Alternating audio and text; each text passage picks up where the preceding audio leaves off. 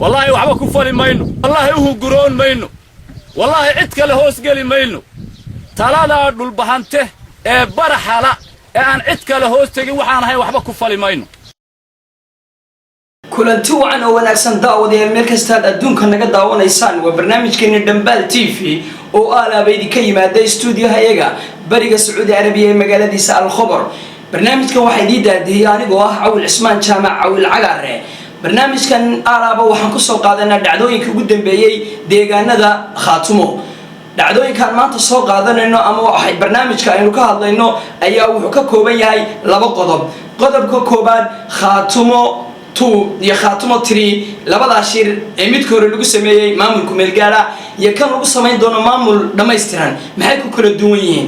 ده وضيع روح ما تخرج بدن وتلفوننا نقول ترى قلنا كسوق الجلان وحنسوق قادم دون برنامج أنا نقول ترى قلنا وحيابا يكون كل الدنيين تالي ده بدن أو كهذا أنا سوق قادنا إنه وحنسوق قادنا إنه وحيابه مامل كهوري لفت يسوع أي قبتين أو مجرنا سا هرمر برنامج هذا فرق بدن بالما تكسوق قادنا إنه خرج بدن بالتلفون كوتشرة intaynan u gudbin emailada waxaan horeysiinana khadadka telefoonada oo iyagu ilaa maanta oo dhan istaan bay ku jiray khadka telefoonka aynu furno waxa ku jira daawada barnaamijka si toos ah oo la socday hello may maqlaysaa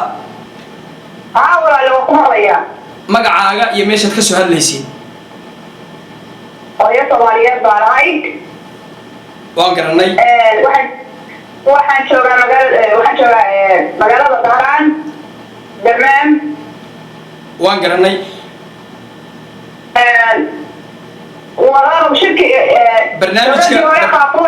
barnaamijku wuxuu quseeyaa shirkii hore ee maamulka kumeel gaarka ah ee Khaatumo 2 iyo Khaatumo 3 maxay ku kala duwanaan karaan ama ay ku kala duwan yihiinba waxay ku kala duwan yihiin dawladii hore ee Khaatumo shirkii hore ee Khaatumo wuxuu ahaa shirkii Khaatumo muujiyay ee midabada u aasay ummadda oo adduunyada meel kasta oo la jooga ay maaragtay looga aad iyo aad ugu tiirsaday aad iyo aad buu fiicnaa kan haddeerta jooga waxaanu kala jeedaa inuu kii hore kasii fiicnaado waa shirkii lagu bartay shirkii hore waxaa kii lagu bartay Khaatumo adduunyada dhan ku baratay ee dadku ku bartay meel walba ka dhacay meel walba maaragtay looga hambalyeeyay aad iyo aad baanu ugu tiirsanaynaa waan garanay marka shirkan Khaatumo 3 isaga laftiisa maxaad u rajaynaysaa كهذا ترى وحنوها كأننا إن شاء الله تعالى مكي هو كسي وعدنا وارن وكسي في عن وكسي عند الجرسن ونلع وضع كرسي ويتبع نكره كأننا إن شاء الله تعالى وانا نتابعنا وانا نيجي هو وبالبتابنا إن شاء الله تعالى وحاد ورثنا ونكره كأننا بإذن الله aad baad u mahadsantahay waa hooyo Soomaaliyeed iyaduna oo hambalyadeeda gudbisanaysa iyo waxyaabo ay ku kala duwan yihiin labada shir aad baad u mahadsantahay daawadayaal wali waxaan ku guda jirnaa barnaamijkeena Dhambaal TV oo alaaba ku soo qaadano waxyaabaha ugu cusub ama ugu dambeeyay deegaanada Khaatumo khadad badan ayaa maanta khadadka ku jira inkastoo ay u badan yihiin haweenka reer Khaatumo iyagu baraarujintooda dhibanaya khadka xiga aanu qabano hello السلام عليكم. عليكم السلام مقعاقا يميشت كسو هالليسين ميشت كسو هالليا الدمان مقعاقا سعود أبيان كسو هالليا الدمان بان كسو هالليا تشوغار مقعيقو حاليا عبادة إسماعيل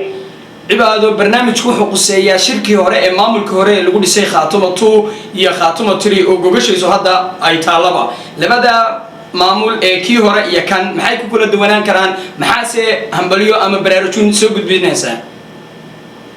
kii hore iyo kan waxay ku kala duwan yihiin kii hore wuxuu ahaa urdiya oo marka bilow ah insha Allah kan iyo kan marka waxay ku kala duwan yihiin kan waxa weeye in dibada loo aaso oo baarlamaan loo sameeyo oo ra'iisul wasaare iyo madaxweyne loo sameeyo oo insha Allah maxay tahay isugu yimi oo aad iyo aad loo soo dhaafiyay magaalada la yiraahdo Taleex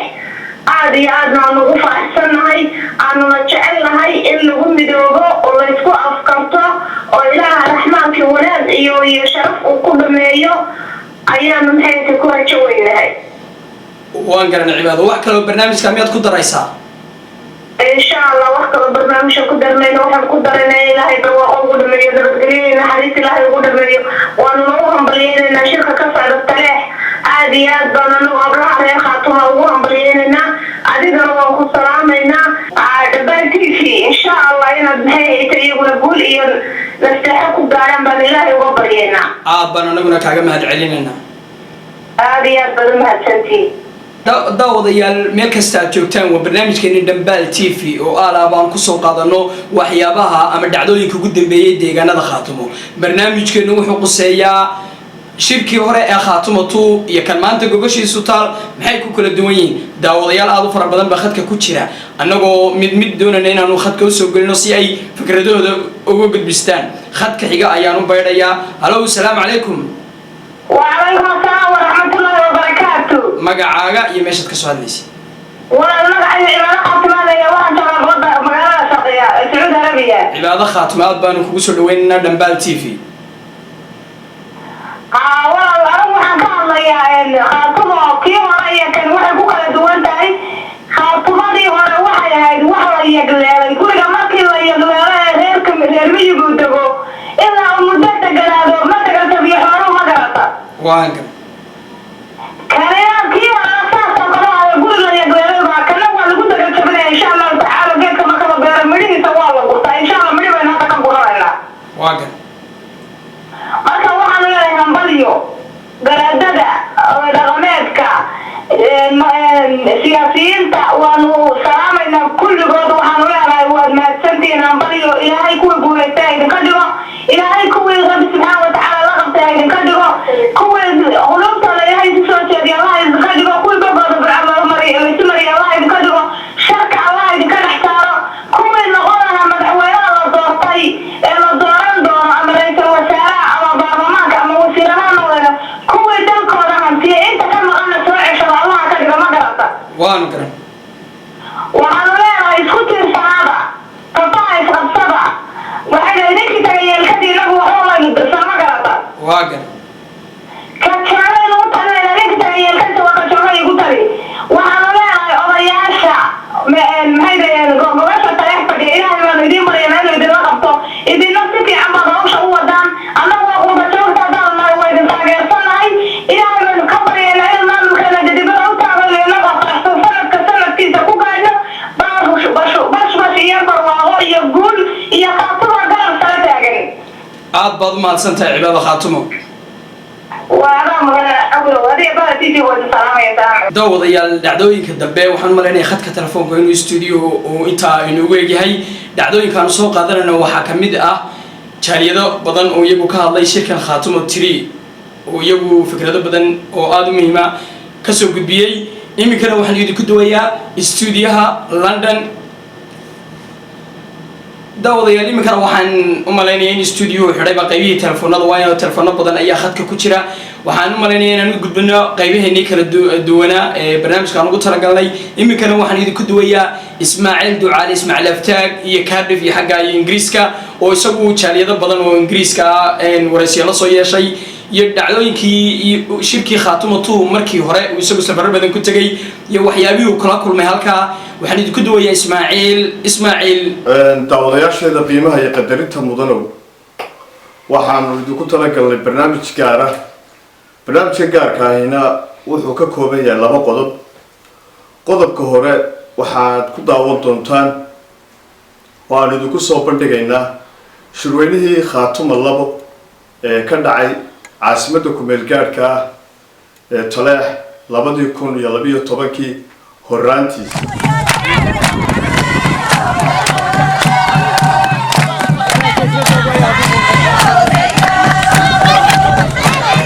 shirka Khaatumo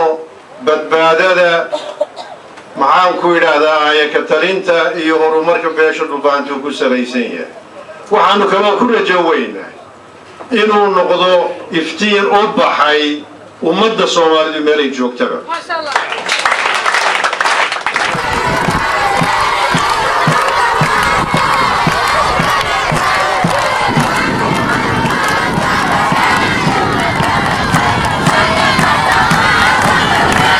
كوجوها عيال قلنا ولكن واحد وقش الأرض تلا وكل يختم halka laga dhiso baa mas'uuliyiinta iyo maxaan ku raad dawladda dhexe iyo wasiirka maanta halkaas afoodka looga ridaya halkaas ay ka galayaan wata taladii dhulbaante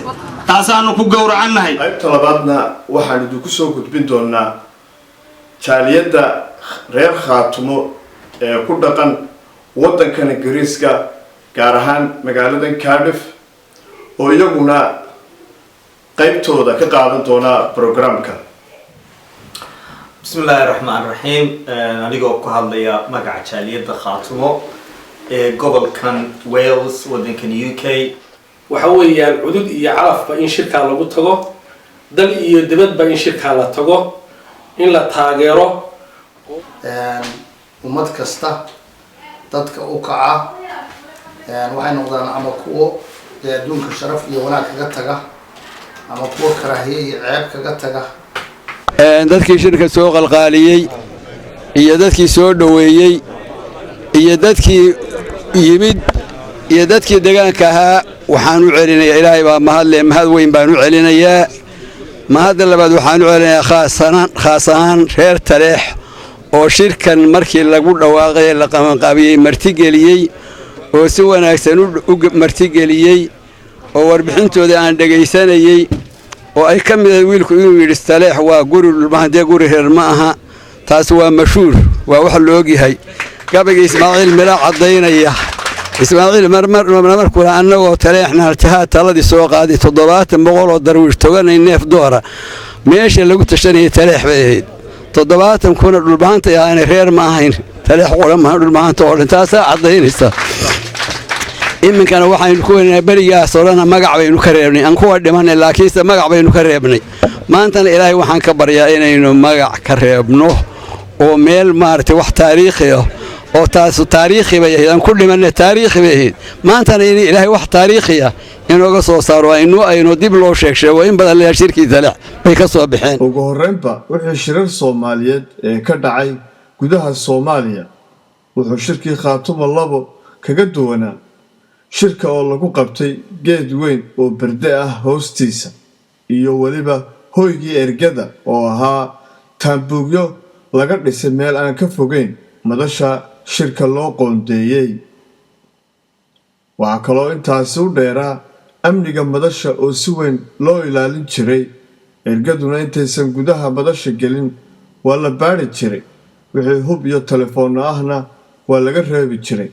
si markaasi loo xakameeyo haddayba jireen kuwo u adeegayay maamulada Puntland iyo Somaliland waxyaabaha kale ee lagu xasuusto shirweynihii Khaatumo labo waxaa ka mid ahaa subax walba waxaa soo buux dhaafin jiray ergada shirka isimada dhaqanka aqoon-yahanada siyaasiyiinta iyo waliba shacabka reer Khaatumo oo ay hormood ka ahaayeen guuta koowaad oo lafdhabar u ahayd martigelinta iyo soo dhaweyntaba aan meesha ka maqnayn isimada dhaqanka ee reer Khaatumo oo intii uu shirku socday farta ayaa ku godnayd waanay dareensanaayeen arrinkaasi asaate waxay ka badin weyday inay ismuujiyaan dareenkooda muujiyaan mid kastaana uu caddeeyo mowqifkiisa siyaasadeed haddii uu reerka la talo yahay iyo haddii uu reero kale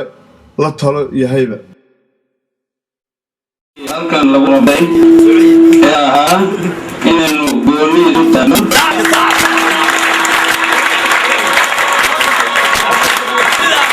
oo samayso maamul la yidhahdo solution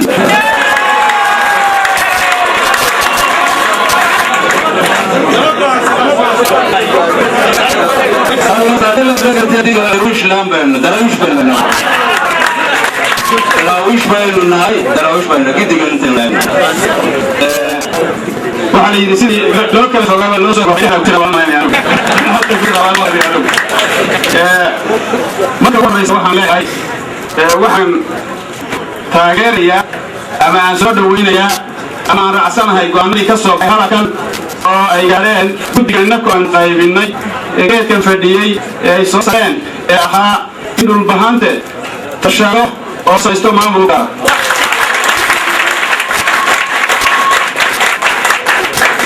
dad badanna waa la fadhiyey hadalkana in la badiyana baa la yidhi dad badanna waa sugayaa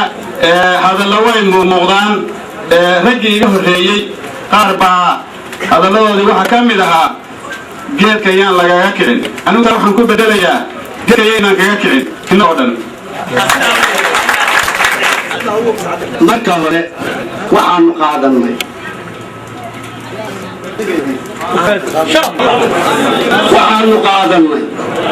midnimo iyo maamulka taageeraa labada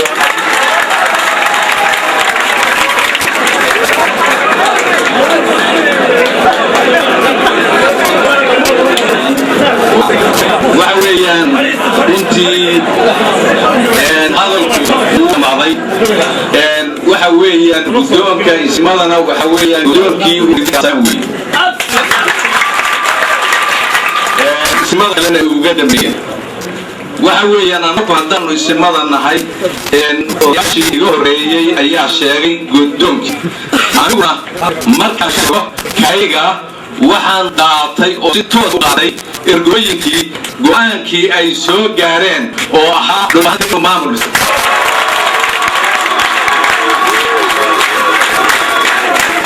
waxaan ku raacsanahay intii ama la aqriyey ama la yidhi isimada iyo laga horreeyey iyo dadweynaha anigu taasaan horta ayinsanahay oo ku taageersanahay in maamul la samaysto oo la isku taago oo wax la qabsado oo dacad laga noqdo oo dalka la dhisto oo wax laga qabsado ayaa anigu ku taagnahay orana ugu taagnaa waxaan kaloo leeyahay wax la yidhi haddii lagu sheegana waa la sheegaa haddii lagu sheegana waa la sheega haddaan lagu sheegina waa la sheega baa lii anigu 64 sano caaqil ahaa anigu 64 sano caaqil ah ayaad laakiin waxaad moodaa saakin isma laga hadlayo waa soo rabaya shirabku waxa weeye waa neefka marka weyn caniisa la ogaado kaanada wax la kana waa laga hadlayaa bal calooshayda maadaama la isxamalayo wixii ku jiray ayaa laga hadlaya waxaanu ilaahay hortii la taaganahay iyagoo ismada hoggaanka gaadheen waxgaradkii iyo eedadii la xulay iyo ciyaartii iyo gabdhihii iyo qof alla qofkii hawsha tanudho si sharaf looga soo shaqeeyey waxay gaadheen oo ah inuu dhulbahanta maamul iskii uu leeyahay uu samaysto oo la taageero oo dhinacyada qabtaan ayaanu raacsanahay sidai ismada hore ugooriyeen wax kalena waa raacay aad iyo aad baan idinku mahadaya waxaan si buuxda u taageeray anigu walba u taageera halka waxbaritaanka ayaanu ku sabannahay wayo dee dadkaanu doortay dadkaanu wakiil ka nahay dadkaanu wax ku nahay haddaan sharaf leenahay dadka sharkiisaanu wadnaa hadduu dadku sharaf beelana anana waa sharaf beelayna waxaan taageeray oo si cad u taageeray maamulka cusub ee aynu samaysanay aynu tawaanay inaynu istaagno oo cid walba banaanaano oo taladeennii dhammaankeennii sharafteenii aynu la soo noqonno iskuna maamulo dadkeenna iyo dadkeennana aynu dayaxsaarno 100% baan taageeray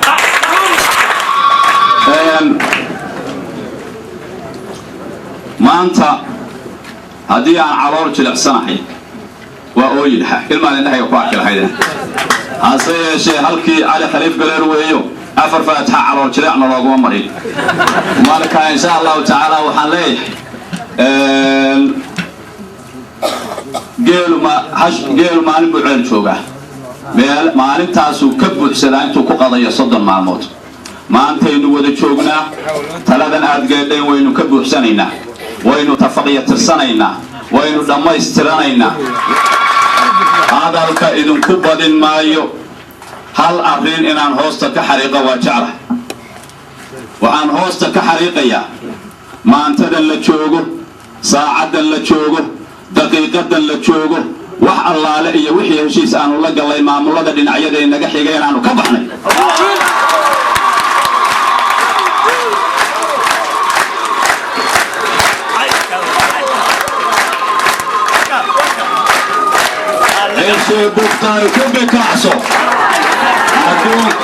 soomaali baanu u sheegaynaa adduunkaanu u sheegaynaa waxaanu jecel lahay inay taladayada nagu xurmeeyaan inay deegaankayaga nagu xurmeeyaan inay nooga baxaan kuwa dadkayaga ku dhex jira inay dadkayaga nooga baxaan kuwa dalka iyaga ku dhex jiray dalka iyaga nooga baxaan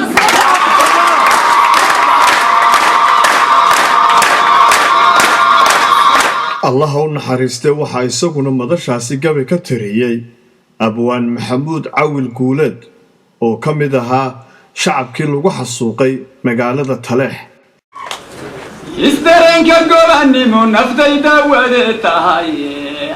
mantay halkan doonayiyo daraygii taalaye manta dadaalkii xornimo dacalka muuqdaye mantay dubaxiyo listahay darartii caanoode mantaanan ula daqaqamay reera meel degaye andalisho waa tii inaan dowray lay filaye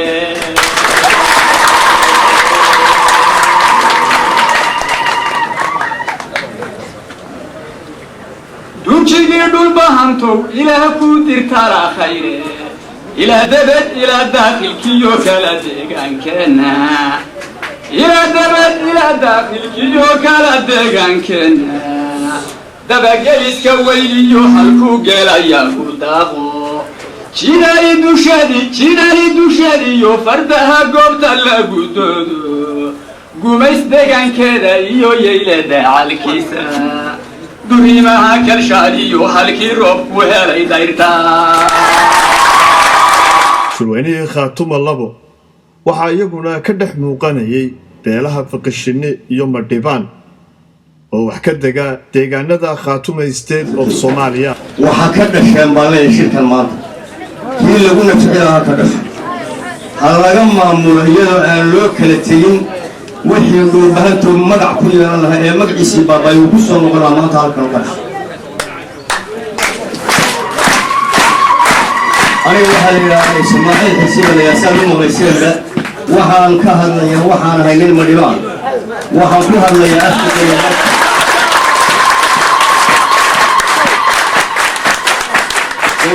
waxaa la yidhaahdaa nimanka danwadaagta ama dhibaan tumaalo iyo yibkaa la yidhaahdaa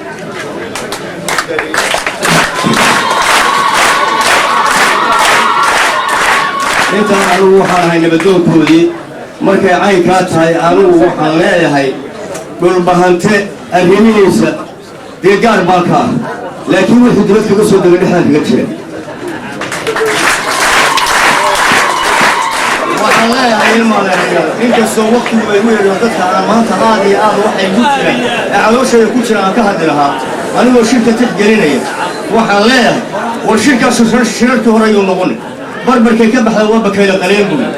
war halgan dheer baan u soo gallo tid dheer baan u soo maray aniga wiilkaygu curadkasha wuxuu ku dhintay dagaalkii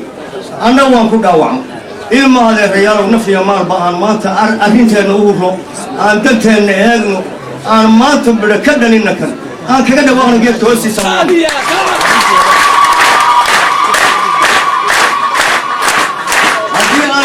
haddaynu kala shiro ama yacniga qoloqolo kala noqonno gacmaha inagu jira gacmo shisheeyaha inagu jira war waxaan leeyahay waxaa gaashaanka ka daruur aan kaga dhawaaqna marka maamul diiwaangelinno ka sii dayna saxaafadda maanta yaa loo kala tegi baan leeyahay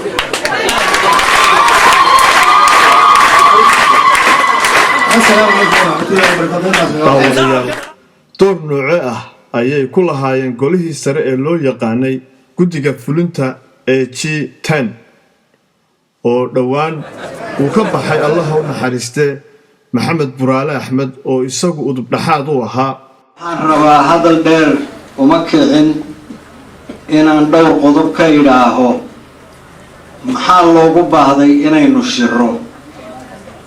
haddii qofka cudur hayo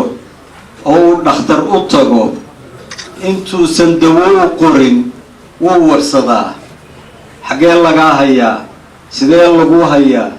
isagoo aalaad isticmaalaya isaga iyo kuwa la shaqeeyaaba iyay waxay ka bogtaan qofka xanuunka haya waxay ka bogtaan dawo la siiyo waxay ka bogtaan dawadaas lagu eegayo qofka bal sida uu ugu caafimaadayo muddo ay iyaku qoondeeyaan waxaa hubanti ah in qofka aan ku mitaalaya inuu xanuunsaday in beesheennu ay xanuunkaas bukaanka ay tahay bukaankaasu inuu hayo waxaynuna halka isugu nimi bukaanka inaynu isla fiirino oo maxaa ina haya oo xaggee dhibaatadu ka socotaa oo aynu ka wada tashanno maxaa daweynoo ah giddigeenna waa wada buknaa giddigeenna innakaa dhakhtarrayso ah hawshan lama kala leh cidina ma leh cidina ma xantoobsan karto cidna loo dayn maayo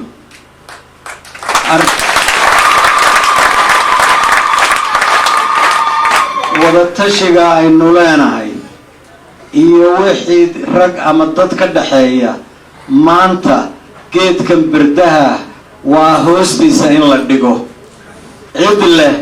oo ku tala baxaysa oo laga qaadanayaa ma jirto waxaan isku dayayaa anigoon hadalka ku dheeraanayn inaan su'aalo yaryar oo basiida ka jawaabo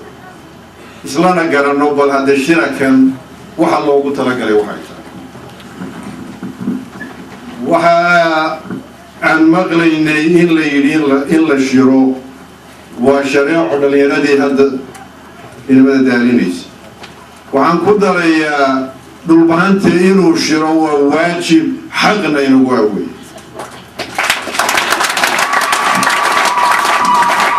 haddii aynu tashan weyno oo waajibka ay gudan weyno waxaan shaki lahayn in laynoo talinayo taana diyaaruma niinayn waxaa dhagahayaga ka batay su-aalaha kow la yidhaahdo dhulbaanta muxuu doonaya mid qurba joogana wuu maqlay mid deegaanka joogana wuu maqlay walaalayaal waxaan u sheegaynaa ummadda Soomaaliyeed mid barigan ku nool iyo mid dibadiisaba ku nool maanta wuxuu doonayaa waxa xaqa ee bani aadamku uu leeyahay inuu taladiisa u madax bannaan yahay aad baad umahadsan tahay Ismaaciil Ducaale Ismaaciil Aftago isagoo qaybta inoo qaada dhigayay barnaamijyadeenu maanta aad bay u fara badan yihiin iminkana waxaan idinku duwayaa qaybaheena kala duwan ee barnaamijka waa Axmed Darwiish oo isagoo ah tafaftiraha website-ka Kalshaale oo isagoo qayb lixaad ka qaatay sidii uu noogu soo habayn lahaa ama uu soo habayn lahaa khaatumatu ama maamulkii hore wixii uu qabtay iyo siyaabihii kala duwanaa oo isagoo ay u marayeen deegaanada Khaatumo iyo horumarada ay sameeyeen maamulka Khaatumo Axmed iyo barnaamijkaas aan idinku duwo maamul goboleedka Khaatumo State of Soomaaliya ee deegaanada STC ayaa muddooyin koobnayd oo jiray waxaa laga dareemay deegaanada Khaatumo horumar dhinacyo badan taabanaya oo aan hore uga jirin maamulka oo muddo kooban jira ayaa waxa uu ku talaabsaday inuu hirgeliyo waxyaabo badan oo aasaasi u ah bulshada afartii bishii December sanadii 2012 ayaa diyaaradii ugu horeysay ka soo degtay garoonka diyaaradaha ee Sayid Maxamed Cabdulla Xasan International Airport ee magaalada taariikhiga ee Taleex madaxweynaha maamulka Khaatumo Maxamed Yuusuf Jaamac Indhasheed iyo waliba wasiirka madaxtooyada mudane Mukhtaar Ibrahim Xabashi ayaa ka mid ahaa mas'uuliyiinta goobtaasi ka hadlay aanuunka ka soo degno annagoo ah wafdi isugu jira xukuumadda iyo dhaqankaba Khaatumo State waxaanu aad ugu faraxsanahay dadweynaha airportka isugu yimi waxaanu ugu bishaareynaa reer Khaatumo meel kasta ay joogaanba in airportkii furan yahay dayruuhuna tani tii u horeysay ay tahay kuwa kalena insha Allah bismillaahi kariim ay daba socon doonaan 9 bilood ka hor bay ahayd markii hadibkeeda leeyahay Khaatumo maamulahaan ay u dhalatay waa laga guranayay 9 bilood ba midho waa laga guranayay laakiin midhihii ugu weynaa ayaa laga gurtay waa munaasabadda aynu joogna maanta iyada oo ay aad suurtagal u ahayn haddii garoomo hore oo jixnaa ayaan jirin maamulada ina dhigeynaa in 9 bilood gudahood garoon caalami oo diyaaraduhu ay ka soo degaan ay samaysmaan waxa aan ilaahayna ku mahadinaya intii ka qayb qaadatay dhismaha garoonka suurtagelinta inay diyaaraddu soo fadhiisato maanta oo ay bishu tahay 4 December 2012 labadii duhurnimo oo ay noqonayso taariikhda maxay ahayd Khaatumo diyaaradii ugu horeysay ee soo cayldhigatay ta ugu dambaysan noqon mayse inay aftax wanaagsan noqoto inaynu ku bushaaraysanno sidoo kale waxaa halkaasi hadal ka jeediyey garaadka guud ee beelaha deegaanada SSC garaajama garaad cali garaajama waa mahadinaynaa reer khaatumo madaxweynaha golaha wasiirada garaad cabdisalaan oo golaha sare dhaqanka halkan ka joogay soo dhoweynta qiimaha leh ee tolnimada leh aad iyo aad baanu mahadinaynaa waxaanu ilaahay ku mahadinaynaa suuragalka uu suurageliyey in garoonkii sayid maxamed cabdullahi xasan international airport inuu maanta furan yahay waxaan mahadinaynaa baylotkii u horreeyey ee maanta diyaaradda ka soo dejiya maxamed nuur aadan aad iyo aad baan u mahadinaynaa iyo shirkaddan furtay maanta baab furtay ama daah qaaday garoonka taleex ee caasimadda khaatumo dhinaca kale mas-uuliyiinta golaha deegaanka buuhoole ee maamulka khaatumo ayaa muddooyinkii ugu dambeeyey waxay ku tallaabsadeen horumar ballaadhan oo ay ka sameeyeen gudaha magaalada buuhoole meelaha la taaban karo ay wax ka qabteen ayaa waxaa ka mid ah dayactir ay ku sameeyeen kawaanka hilibka kaantaroolada magaalada laga soo galo ay dhiseen dhismaha waddada dhex marta magaalada buuhoole qayb lixaadle ay ka qaateen furitaanka garoonka diyaaradaha ee magaalada buuhoole iyo weliba mashaariic kale oo iskaa wax u qabsa waa kuwan qaar ka mid a mas-uuliyiinta golaha deegaanka buuhoole bulshada qaybaheeda kala duwan iyo isimada gobolka cayn oo ka hadlaya amuurtaasi waa 8 abriil maanta waxaanu bilownay si qaybtii saddexaad aanu bilownay qaybtii saddexaad maanta waxaanu bilownay wadada weyn ee dhex marta magaalada buuhoodle insha Allah taala waana dhamaystiri doonaa waxaana ka dhigi doonaa wada laamiya oo dadku inuu ku anfacda bilicda magaalada wax ka tarta nabadgelyo ka tarta caafimaadka wax ka tarta insha Allah dadkana waxaanu ku boorinaynaa in mashaariicda iyo horumarka la iska rabtaago maanta aan joogno 8 abriil 2014 waa maalin aad iyo aad u qiimo badan waa maalin taariikh leh waa maalin xasuus qor leh waa maalin weyn waa maalinta horumar aynaan indhaweyd hore ugu kicin aynu ku kacayno oo ah wadadii wadnaha ahayd ee halbowlaha magaalada buuhoodle samaynteeda diyaarinteeda qurxinteeda run ahaantii wadadu aad bay cidhiidhi u ahayd iminka aad aragtaan bilicda iyo sida dhulkii u soo baxday iyo sida wadadii u qurux badnaatay aad iyo aad bay magaaladu u qurux badnaatay waxaa jirtay dhulku dhul iska bannaan inuu ahaa oo qof waliba gurigiisa wajahadiisa uu guri kale ka dhisayey haddii barnaamijkani maanta uu hirgalay insha Allah way inoo hagaagaysaa waxba inaga xumaan maayaan intaa ka bacdi waxa weeye haddayna reer Buuhoodle hawlo badan baynu soo qabanay dadkuna hadduu isku tashado wax qabsado dadaal waxbuu qabsan karaa wax qabsan yiraahdo waxbuu qabsan karaa hawlo badan baynu soo qabanay airport-ka inoo gabagaba ilaahay baa mahadle waxaanu mahad weyn ugu celinaynaa nimanka qurba joogta oo howlooyin ka geystay oo gacan weyn siiyey waxaanu dadka reer Buuhoodle ugu baaqaynaa dibad iyo gudaha mid kasta ha jireene jidka la bilaabay saakay magaalada loo bilaabay ee laabin laga dhigayo inay qayb ka soo qaataan qof kasta awoodda u leeyahay kaga soo qayb qaato qofkii kaga soo maal kaga qayb qaadanaya iyo qofkii muruq kaga qayb qaadanaya iyo qofkii masax kaga qayb qaadanaya inuu ka soo qayb qaato bishii abriil 8 sanada 2014 ayaa diyaaradii ugu horeysay waxay soo cagadhigtay garoonka diyaaradaha ee magaalada buuhoodle Ismaaciil Mure International Airport waxaana diyaaradani la socday madaxweynaha maamulka Khaatumo wasiiro iyo xildhibaano ka tirsan dowladda federaalka Soomaaliya iyo waliba mas'uuliyiin kale madaxweyne Dhashaali iyo waliba wasiirka amniga maamulka Khaatumo mudane Maxamed Ducaale Cabdi ayaa halkaasi ugu horeyn kula hadlay shacabka soo dhaweeyay Khaatumo guul Khaatumo guul Khaatumo guul guushayaale guushayaale war idinma maqlaya guushayaale guushayaale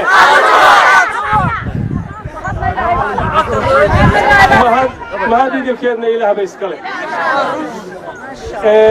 waxaan marka hore ku bilaabay inaan mahadnaq u celiyo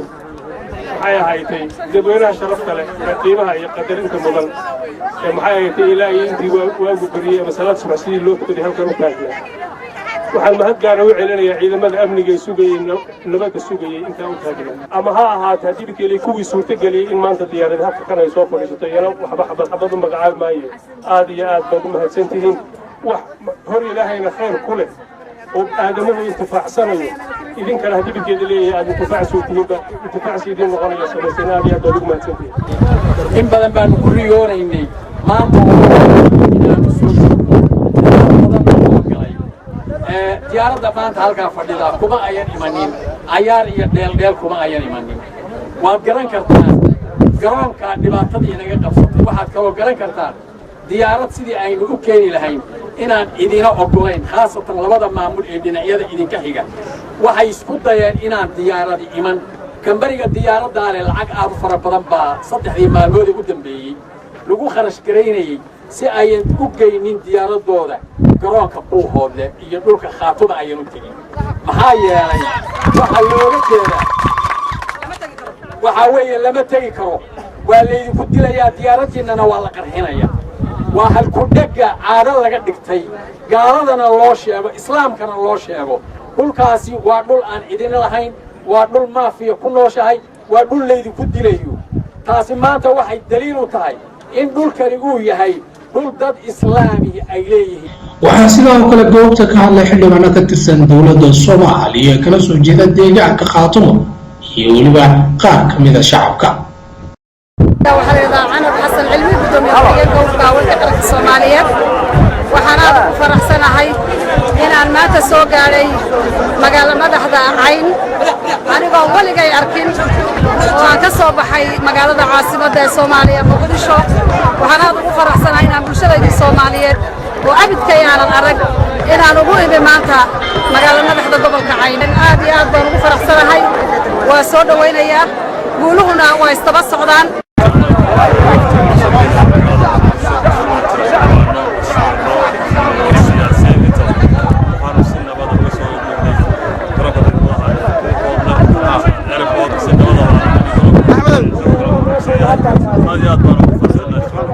waxaanu soo dhaweynaa madaxweyne maxamed yuusuf jaamac indhashaal iyo waftida la socota waxaanu nimi saaka aroortii airportka magaalada Buuhoodle International Airport waxaanu diyaar u nahay inaanu soo dhaweyno madaxweynaha iyo waftida alxamdulillah ilaahay ka maanta taagnaa